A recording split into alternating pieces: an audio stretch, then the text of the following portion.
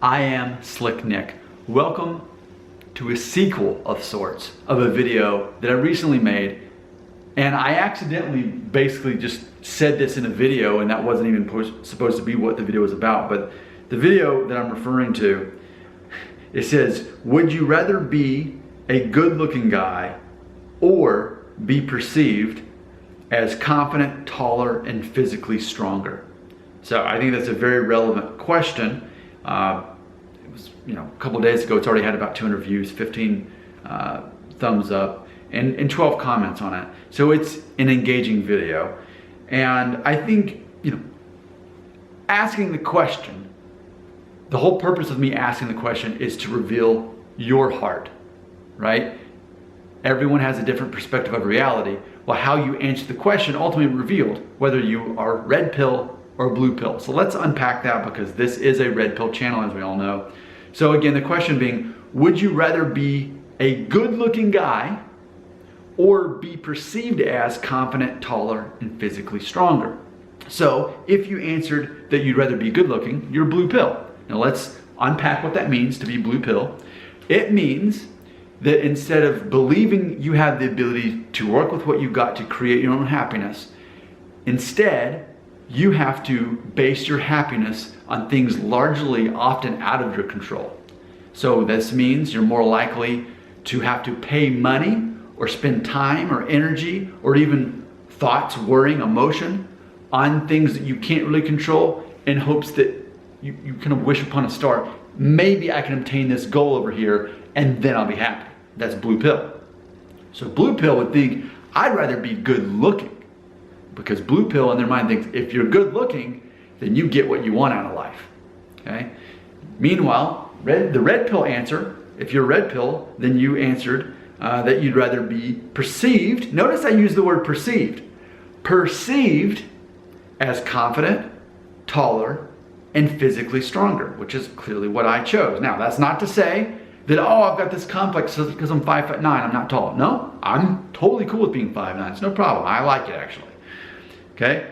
But if I had one choice or the other, if I could have people think that I'm a confident guy and that I appear to be a little bit taller and that I appear to be physically stronger than the good-looking guy next to me, I would always choose to be those things instead of good-looking. Why? Because ultimately that's the red pill answer. It's funny to think good-looking. I know as a 40-year-old man, good-looking, especially as a guy, doesn't actually get you that far.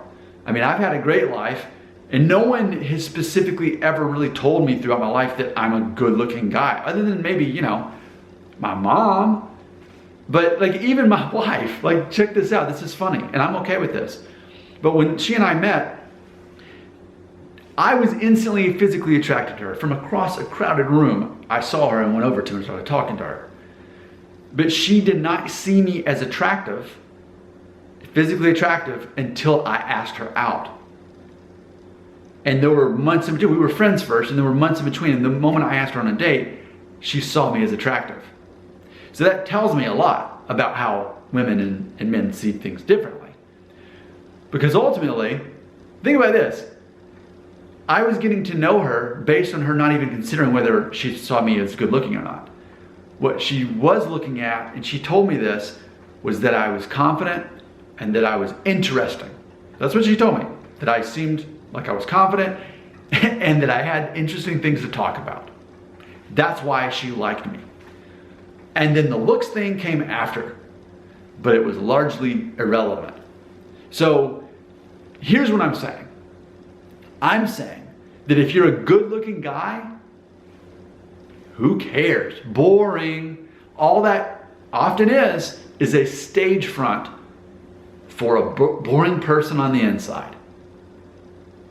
Who cares if you're, quote, good looking? And as I've even mentioned too, what does that exactly even mean? The concept of good looking is changing, especially now in a time we live. You can choose your gender pronouns. So imagine if you do identify as a masculine male and you adopt a masculine look, it's gonna go further for you in life. It's not a coincidence.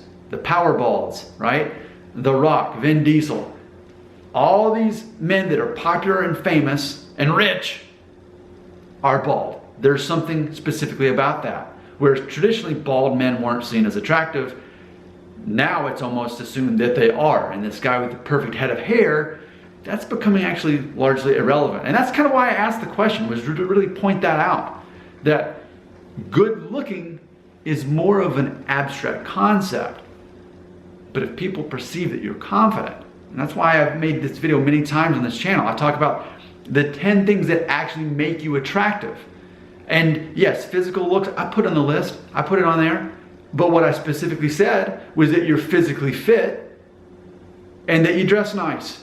Not necessarily that you spend a lot of money on clothes, but that you dress nice, that you're not a slob, and that you take care of your body. Because people notice when a man's physically fit, it tells about his discipline and largely his confidence if he's willing to commit to not eat donuts every day and to go to the gym every day and take care of his temple. Well, that translates. And in those ways, and of course, dressing nice is another way. He's paying attention to those things he can control. But all the other things on the list are more about how you treat other people, that you put other people before yourself, that you only talk enough to get other people talking about themselves, that you either give them pity or praise, which is all other people actually want from you, other than whatever your skills are. So you figure out what you're not good at, you figure out what you're good at, you use those things that you're good at to help other people, and when it comes to the things you're not good at, you use it as humor. You make fun of yourself about those things that you're not good at. Like for me, so many things, but I'm really bad at navigation. I get lost so easily, and I openly talk about it. I'm so bad at home repairs. I openly talk about it. It's a joke, and that's another thing on the list is being funny. Being funny is very important. So, how do you be funny? You make fun of yourself about the things that you know that you're not good at. And eventually, when it comes to helping people, they'll learn what you are good at, and you can use it for them. Though really the best way to help a person is to give them the pity or the praise that they really want out of the conversation, and to talk as little as you possibly can while smiling and showing that you're interested in them. So I say all that because, again, who cares if you're, quote, good looking? That is boring if you don't have all that other stuff to back it up. And that's why this is a Red Pill channel, because we focus on the things I just said, which are things you actually can control. Being good looking, guess what? That's gonna change over the years. You may be great looking at 20, whatever that means, good looking at 20, and then guess what? You start looking older, you start getting wrinkles, you might lose your hair, or your hair might turn gray. You might just in general just look older. It's such a temporary thing. But all the stuff on my list is more of a permanent thing. No matter how old I am, I can always choose to be physically fit and to dress nice and to smile and to listen more than I speak and to laugh at myself about what I'm not good at. It makes me think of back when I was in high school when goth became a thing, and I saw a bumper sticker and it said, "Goth is a way for boring people to seem interesting." Well, I think it's the same concept. Good looking is a storefront for a boring person and a boring personality. You focus on what you can control and not on what you can't. This is a Red Pill channel. Your comments belong right here.